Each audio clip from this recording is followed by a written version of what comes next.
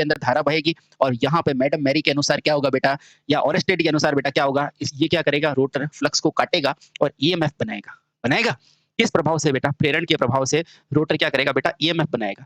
उस ईएमएफ की आवृत्ति को क्या बोला जाता है, रोटर आवृत्ति बोला जाता है। ठीक है, तो अब आप समझ चुके हैं, आराम से लिखो। तीसरा लिखो बेटा, रोटर आवृत्ति।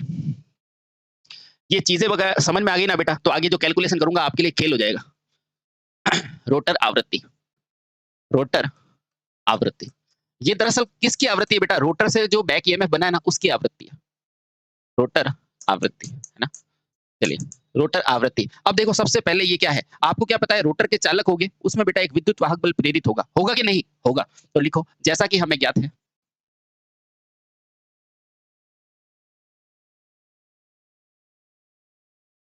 रोटर में बेटा किस में, प्रेरण के प्रभाव से, है ना। हाँ, रोटर में प्रेरण के प्रभाव से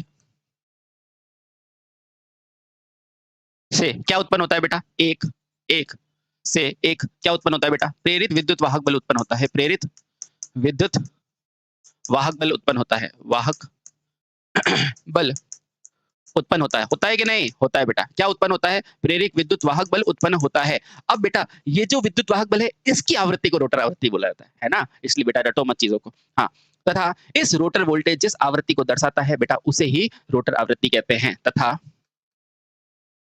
यह उत्पन्न वोल्टेज बेटा, ये प्रेरित विद्युत वाहक बल है क्या, वोल्टेज ही है, तो यह उत्पन्न, यह प्रेरित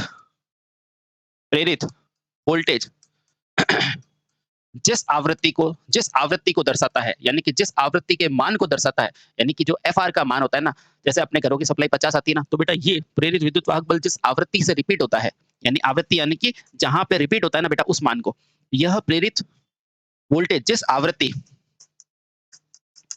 के मान को दर्शाता है, के मान को दर्शाता है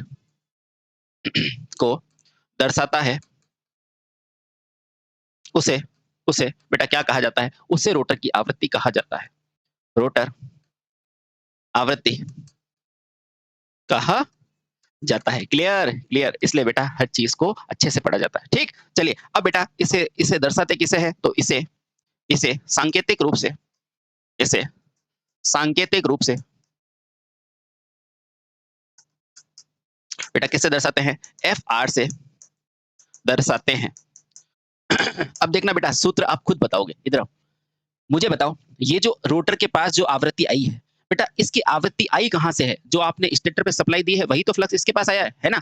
और बेटा इसके बीच में क्या है, एयर गैप, और एयर गैप से क्या आया, स्लिप। तो बेटा इसी से ध्यान पड़ता है कि रोटर आवृत्ति मेरी आई कहां से, सिंक्रोनस आवृत्ति का स्लिप से मल्टीप्लाई करने के बाद। ये देखो बेटा, कुछ याद करने की जरूरत नहीं है मशीन में, ठीक है। तो क्या देखोगे बेटा, ये रोटर आवृत्ति एफ आर क्या होता है, S into F S. F R बराबर क्या होता है बेटा, एफ आर बराबर क्या होता है बेटा, एस इंटू एफ एस। ठीक है, हाँ। अब ध्यान रखना बेटा, ये इसका इकाई क्या होती है, तो बेटा इसकी इकाई भी आवर्ती है, तो इसकी भी इकाई क्या होगी बेटा, हर्ट्ज, है ना। अब जहां सबसे पहले बेटा एफ एस क्या है, वही आपकी सिंक्रोनस गति, सिंक्रोनस आवृत्ति, है ना। किस में बेटा, हर्ट्ज में। बेटा एस क्या है, स्लिप, एस क्या है, स्लिप, कौन सी स्लिप बेटा, रोटर की स्लिप, रोटर स्लिप, ठीक है, हाँ। और बेटा ये एफ आर क्या है, ये वो आवृत्ति है जिससे रोटर घूमता है, यानी कि रोटर आवृत्ति, है ना, रोटर विद्युत वाहक बल उत्पन्न करने की आवृत्ति। समझ में आया बेटा, ये बहुत आसान है, लेकिन हमें समझाया नहीं जाता, इसलिए हमें पता नहीं चलता, हम रोटर पे घूमते रहते हैं, जबकि होती क्या है, विद्युत वाहक बल की आवृत्ति। ठीक है, समझ गए, बहुत अच्छे। चलिए, बहुत सही। अब बेटा यहाँ से आपको क्या समझ में आया है, और ये एस क्या है, रोटर स्लिप, जिसको आप अंशीय भी बोल सकते हो, यानी कि अंशीय मान है, नहीं परसेंटेज में नहीं है बेटा, ये मान कौन सा है, अंशीय, अंश में लिया गया है, S N S minus N R upon N S वाला। ठीक है, चलिए बहुत बढ़िया। ठीक है, जैसा कि सर आपने बोला कि ये रोटर प्रेरण के प्रभाव से एक प्रेरित विद्युत वाहक बल उत्पन्न करेगा, बिल्कुल करेगा। इस विद्युत वाहक बल का मान क्या होगा बेटा, उसे कहते हैं रोटर विद्युत वाहक बल। तो अब उसको पढ़ते हैं बेटा, रोटर विद्युत वाहक बल, डी।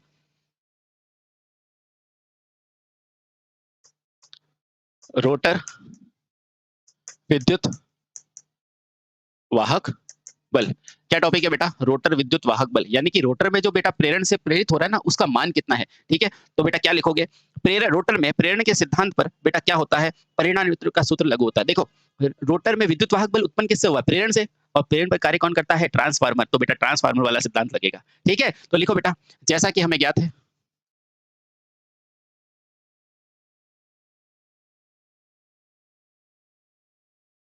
रोटर में विद्युत वाहक बल किससे होता है बेटा? प्रेरण के प्रभाव से उत्पन्न होता है। प्रेरण के प्रभाव से उत्पन्न होता है। उत्पन्न होता है कि नहीं? होता है सर। अब अतः इसमें सूत्र कौन सा लगेगा? बेटा परिणाम मित्र का सूत्र लगता है। अतः बेटा इसे ही, इस विद्युत वाहक बल को ही अतः अतः इसे बेटा किस सूत्र के द्वारा? ट्रांसफार्मर के सूत्र द्वारा प्राप्त करते हैं। ट्रांसफार्मर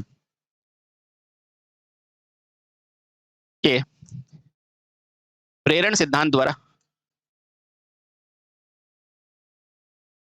प्राप्त करते हैं। ठीक है, अब देखना बेटा, आराम से देखना, बहुत आसान है। देखो ट्रांसफार्मर के प्रेरण के सिद्धांत के अनुसार काम करते हैं। अब देखना बेटा, ट्रांसफार्मर में क्या हुआ था? सिंपल सी बात है, मान लो मेरा रोटर का है E2 और बेटा स्टेटर का है E1, है ना।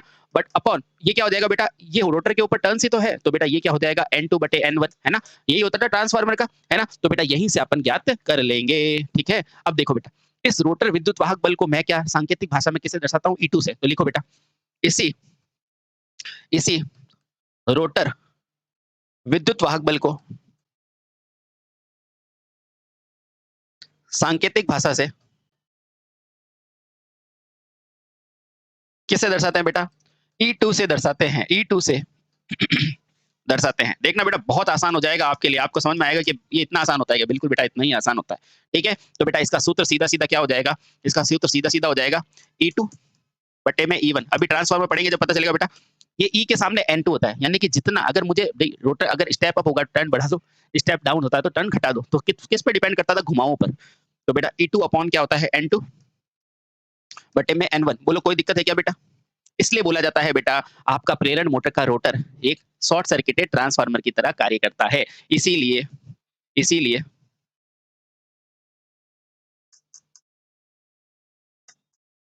प्रेरण मोटर का रोटर किसकी तरह कार्य करता है बेटा? शॉर्ट सर्किट ट्रांसफार्मर की तरह कार्य करता है।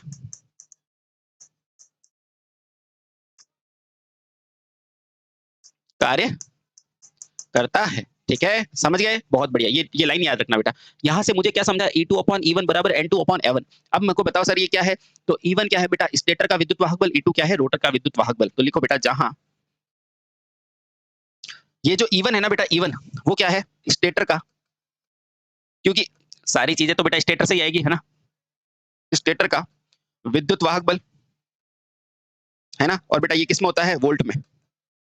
ठीक है, और बेटा E2 क्या होता है? E2 होता है रोटर का विद्युत वाहक बल, है ना। और बेटा ये भी किस में होता है?